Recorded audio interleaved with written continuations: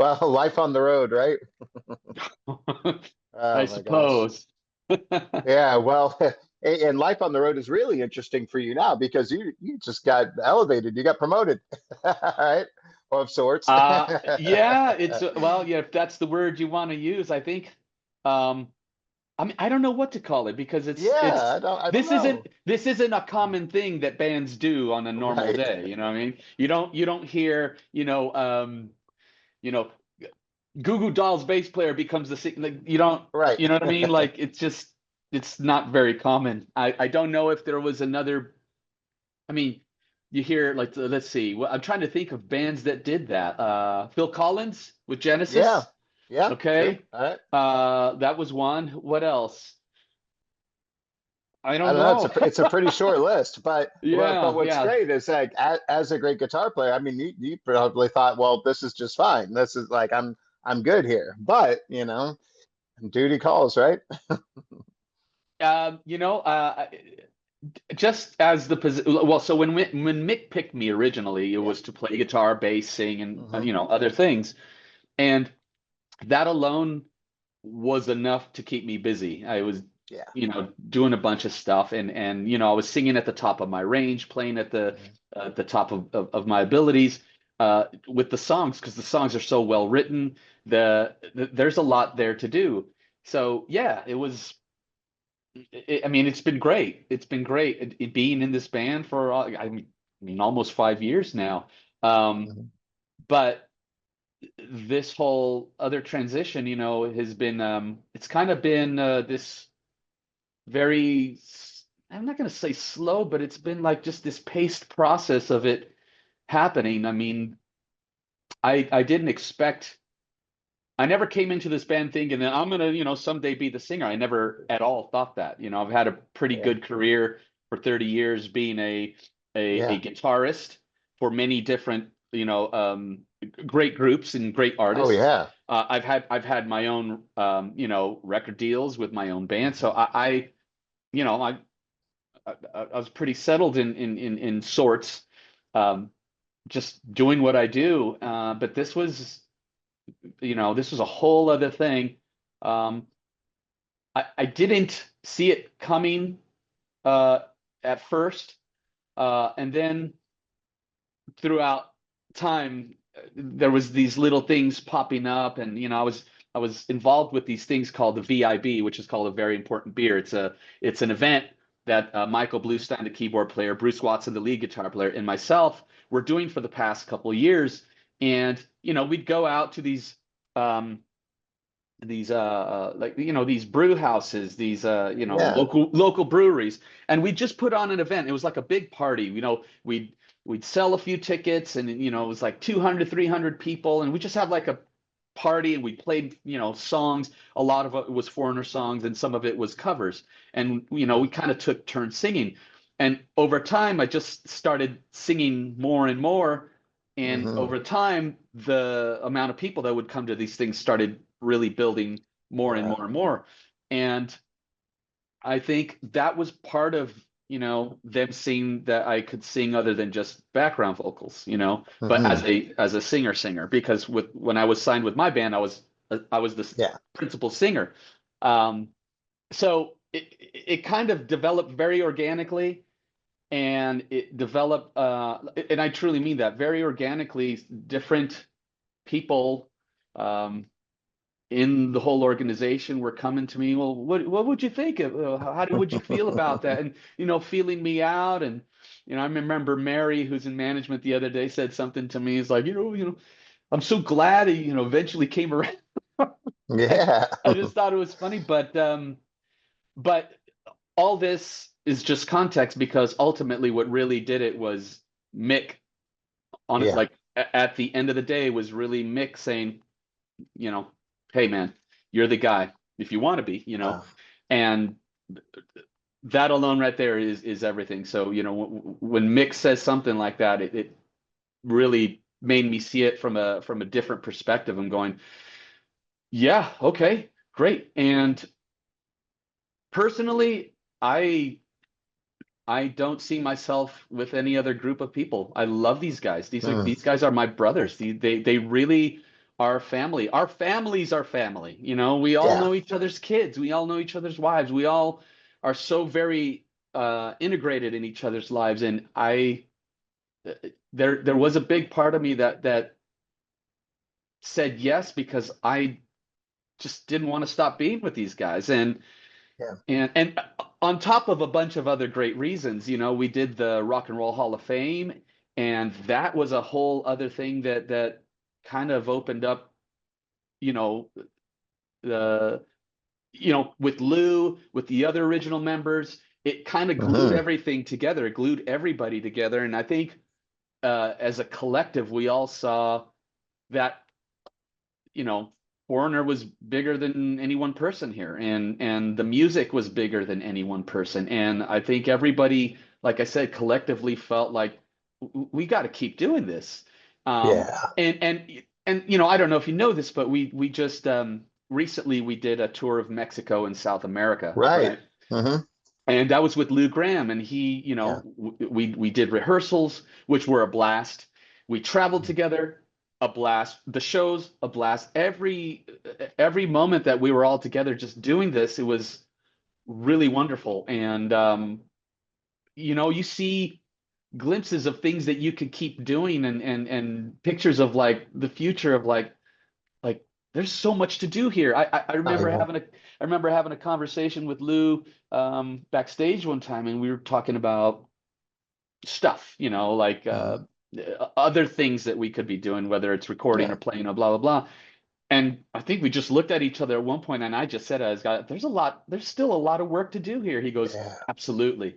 So, you know, there's a lot of cool stuff going on. There's a lot of stuff that is in the works, and I mean, it's very a lot of serendipitous things. I mean, Jeff Pilson, you know, our Yeah. keyboard and bass player, he said he had the perfect wording for it. He goes, "It feels like there's something charmed going on," and Mm. I have to agree. So yeah, all of that has added to just like this really organic move of what's happening. I mean, you know, even with Kelly, I mean, we're having a great time, and we're just kind of very much in tune with Mm. you know how we're making all the energy work right now, especially this summer. So I mean, like I said, it's very rare that Yeah. everything lines up to do something where everybody's in agreement. And I don't know, charmed is definitely a word we can say. I don't know. The universe is doing something crazy up there. I don't know, but I'm okay with it. Yeah. And right from the mouth of one of the nicest people in rock and roll, Jeff Pilson. Get out of here. The Yeah, I best. love him. Yeah, yeah. You can't get nicer, really. Yeah. Yeah. He is the absolute best. Yeah. And I'm so glad that you got the time with Lou to just sit there and tell what a storyteller, right? Oh my gosh. Yeah, he's Yeah. got great stories. He's got really, really great stories. Um, I mean, we found ourselves talking a lot about music too and our Yeah. influences and you know, there was one particular uh influence that we both just went nuts about, and we just kept talking you know, talking Mhm. about it, talking, and we started singing bits and pieces of songs to each other. How about this one? How about this one? And that was really amazing. That was really great. And you know, we also we're talking about the Twilight Zone, and we'd like tell each other's, "Oh, did you see this one? Did you see this one? Did you see?" Yeah. No, no, we hit it off, and it was really great. We had such a great time hanging out. I mean, I'm just thinking about, and I'm Yeah. smiling because I'm thinking about daily. You know, there was always a great moment or great Yeah. moments, and we laughed quite a bit, and you goofed around quite a bit. So yeah, he's so cool. You know. Oh yeah, and what a blessing to be able to get the blessing from the original voice, and also be on tour with the Kurtz. Like I mean, it's really interesting how it's all worked out, but it's beautiful. No, it really is. I mean, how do you? I mean, you can't. It has to be something special going on because I don't think anyone anticipated it all. Mhm. Anticipated that it would all fall together like it has. Yeah, Because you know nobody's pushing or nobody's pulling. There's not some infighting or some or, or there's not any kind of adversity. Yeah. It's and if I said the word organically, I mean, I can't. I don't know what other word Yeah. to put together. It's really this natural um, stream of events that have happened to make this all happen and to continue it to keep happening. Yeah, it's pretty wild. I Yeah. there's no way to even like write this out for a movie and go, well, what would we do here? I mean, it's just Just go going, man. go Yeah, through it. Yeah, but I love it. Well, and then of course, another thing we didn't expect is to hear "I want to know what love is" in Spanish, and how beautiful it sounds, and how and when we hear your voice, oh my goodness, no, it's the thanks. best. That's Hmm. another one. I mean, that came from a very and I I did a bunch of promo in Mexico City and I was doing a lot of interviews in Spanish and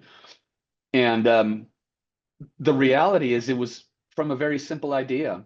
Hmm. We had this idea of going to Mexico and South America because the band hadn't been there in so many years.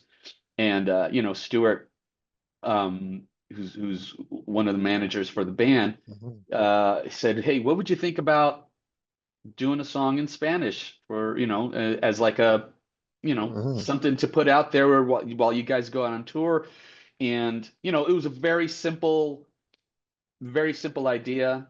Um, and I said, that would be great. I mean, you hear of crossover songs, right? Of, Hmm. people doing songs in Spanish or back and forth. Sting's done it. I think Cyndi Lauper's done it. A bunch of different artists have done it. Hmm. Um, and, I was excited about it, and I thought, that'd be cool. And so we did I Want to Know What Love Is, and we worked very hard to get the translation right because even in like if you see movies or certain Hmm. things, if the translation isn't right, you lose a lot of context. You Yeah. lose a lot of nuance. And I was aware of that because, I'm bilingual. And I was like, if we're going to do this, we got to do it right. We got to get like the translation right. And we worked with this really cool guy named Chris Zayas.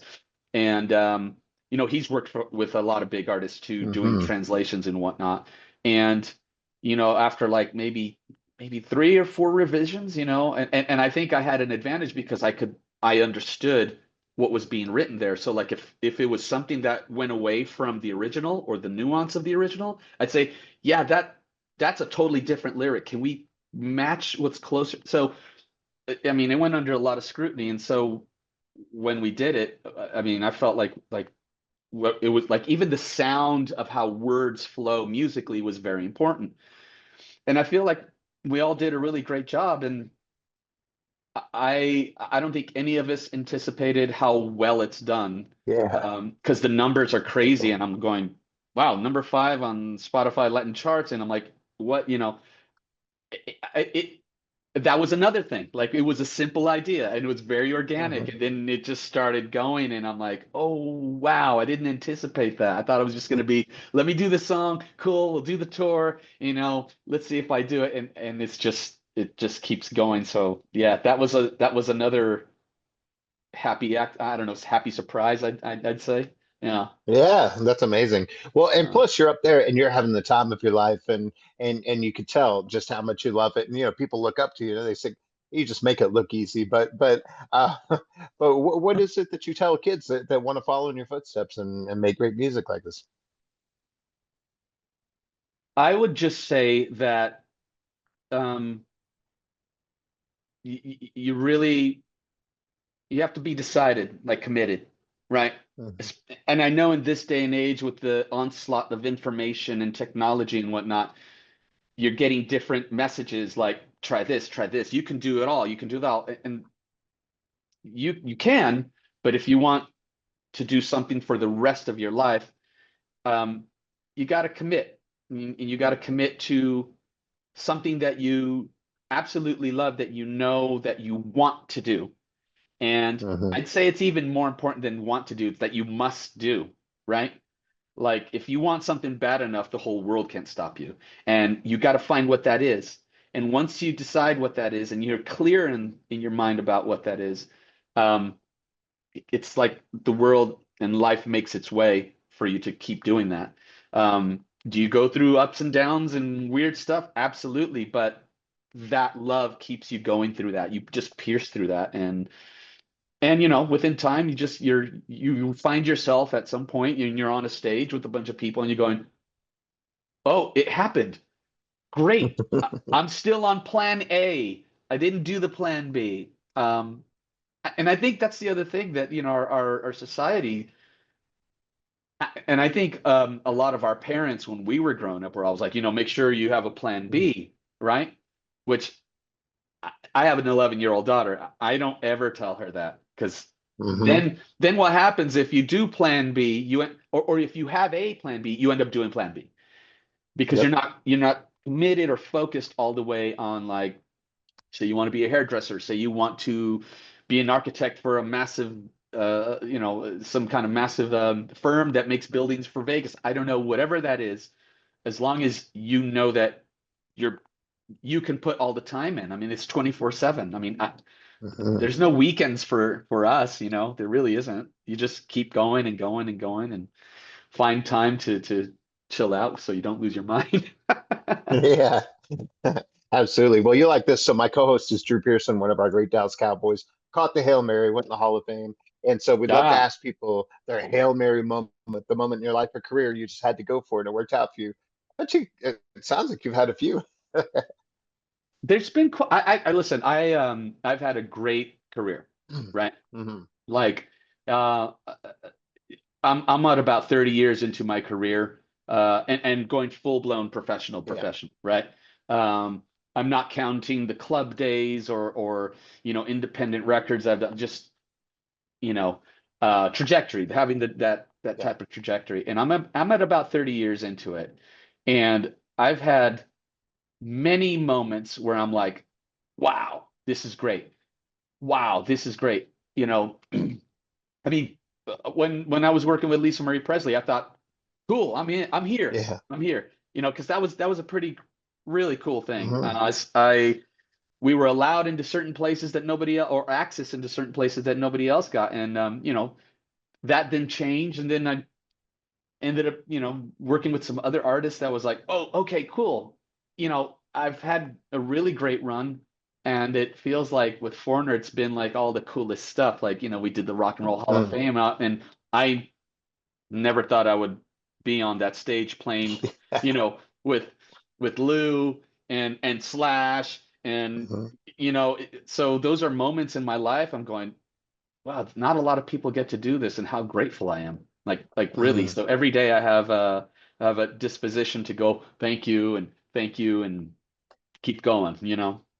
Yeah, I was just going to ask you that because we talk about that on the show, about that success mindset that you have, whether or not you're feeling it or not. Because it's creative types who are hard on ourselves. So, what do you tell yourself that keeps you on that right path always, and that has kept you on this path upwards? Yeah, that's a really good question. I think it goes back to what I mentioned about um, love, like loving what you do. And like I said, it doesn't mean that you don't go through adversity. And adversity is, here's another thing, like adversity is a good thing. And Hmm. our world kind of teaches you to, like, oh, stay away from adversity, or oh, if that doesn't feel right. But adversity is what makes us stronger. If we're passionate about something and if we love something, adversity definitely helps us go, I gotta do this whatever it takes. Whether my boss or whether the drummer is being a jerk, like this is what I am, regardless of that. And Hmm.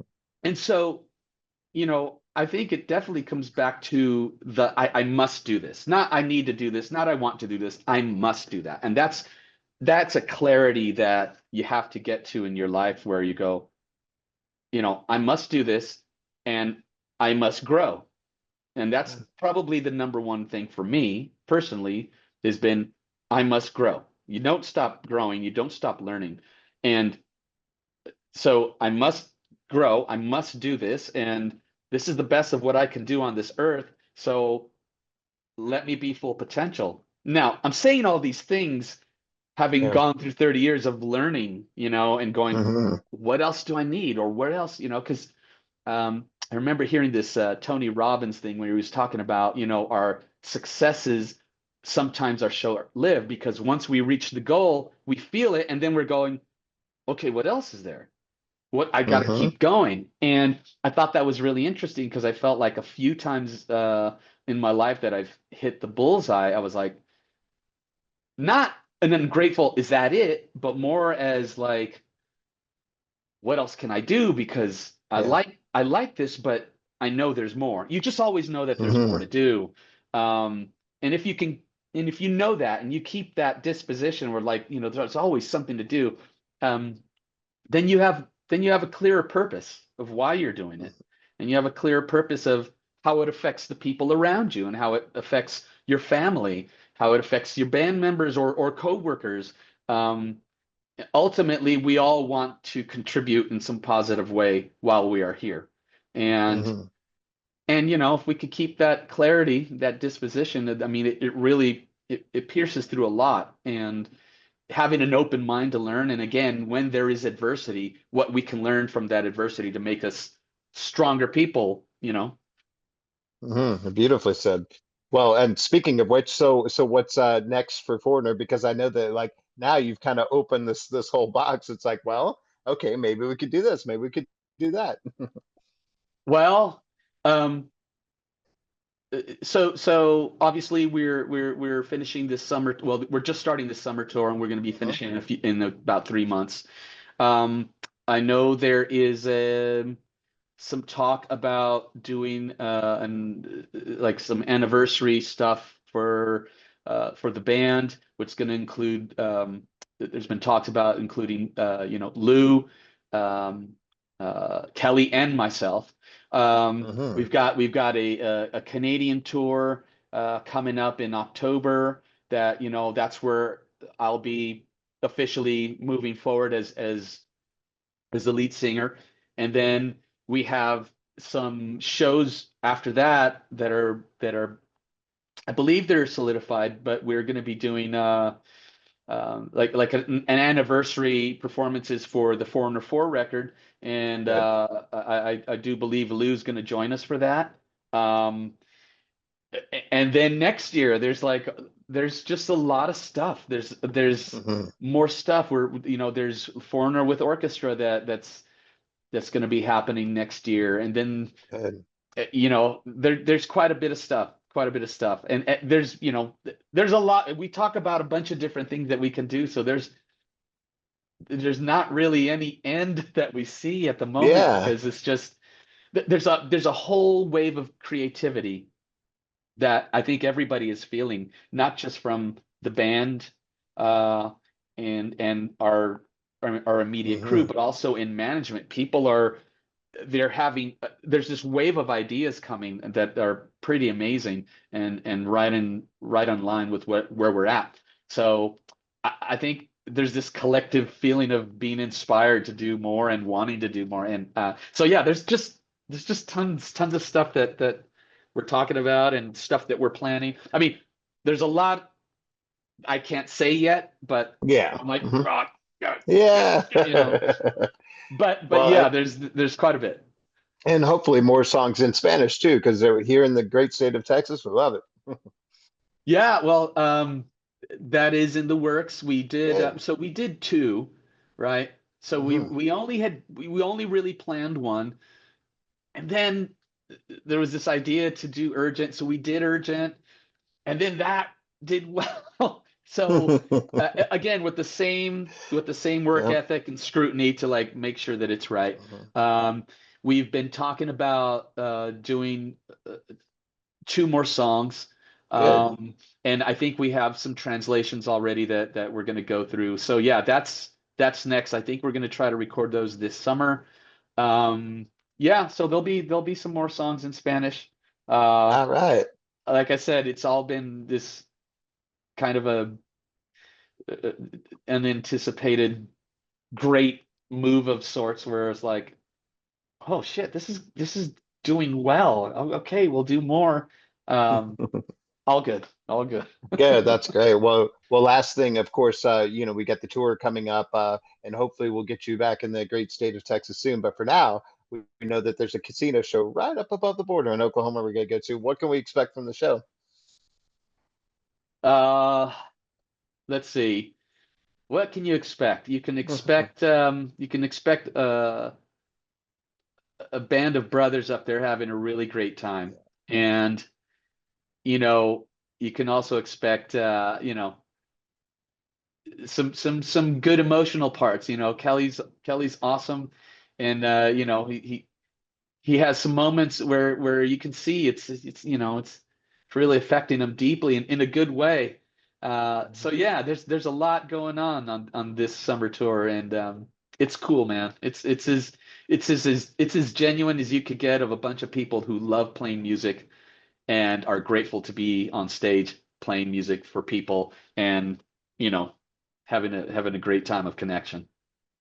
Oh, that's wonderful. Well, thank you so much for your time. Thank you for the wonderful, insightful answers, and congratulations on everything. It's what an Thank you. exciting time for you, and we can't wait to see you up on that stage and doing your thing. And we'll look forward Yeah. to talking to you in person soon.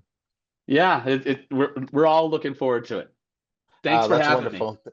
Yeah, absolutely. Thank you so much. I'll see you soon. Okay, All right, bye-bye. Paul. Mhm. Take care.